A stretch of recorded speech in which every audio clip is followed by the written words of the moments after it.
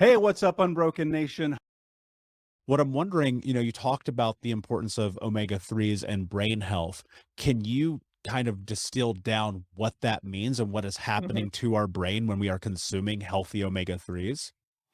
The omega-3s from seafood are generally the ones that have the best brain benefit. Now, there are individuals, I have to be vegetarian, and I may not be, I don't, so I can don't consume seafood. And I get my plant-based omegas from chia seeds, flax seeds, walnuts, and that type of thing. There's a slight difference in the short chain omega-3s called ALA reaching the brain, but I make it up in other ways. So sometimes vegetarians can take an algal oil supplement.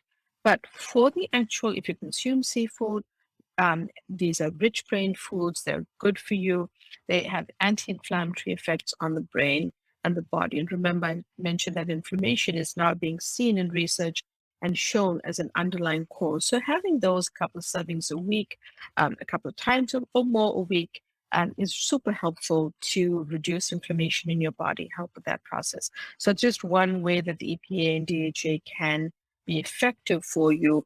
There's, of course, new research around, where the availability of each of those is reaching the brain, etc. I'm not going to bore you with that. The bigger principle here is eat the whole foods when you can. These are brain-rich foods, and if you consume seafood, those are good options for you. Is the bioavailability the same if you're supplementing versus eating the whole food? S- I feel that if people are eating these foods, they may not need to supplement, but none of us eat a perfect diet. So there is a reason that people may want to supplement. So some of it depends on how they're feeling, whether they have access, whether they're interested. Some people prefer a supplement. Well, I'm still a food first person, but I've also through experience clinically and research wise understood that there are gaps in our nutrition. So it's perfectly fine to supplement. In a supplemental form, usually they're engineered towards absorption in your body, etc. Doesn't mean that you can't get good nutrient benefits from eating things like whole salmon or canned salmon, things like that. Yeah, I love that, and I think as we're going through this, I'm retracing a lot of my just personal relationship with food and a lot of the personal relationships I see my clients have with food, and Mhm. this idea that for many of us, especially if we grew up in traumatic households, there's often, like, food trauma in correlation with Yes. the Yes. experiences of our life. And what I'm wondering is, how do people start to build a healthy relationship with food if historically it's been traumatic for them? That's such a great question. I think that this is where parts of support that individuals can get are often overlooked. This is where therapy, attending a group, having a sense of community, whether it be through a spiritual organization or community-based organization, can be so supportive in helping to heal that trauma, helping to, rework how you feel around a meal, or even sometimes around a certain food that may have had a traumatic memory associated with it. So I think that first and foremost, healing that relationship as best you can, and therapy one of the best ways to do it.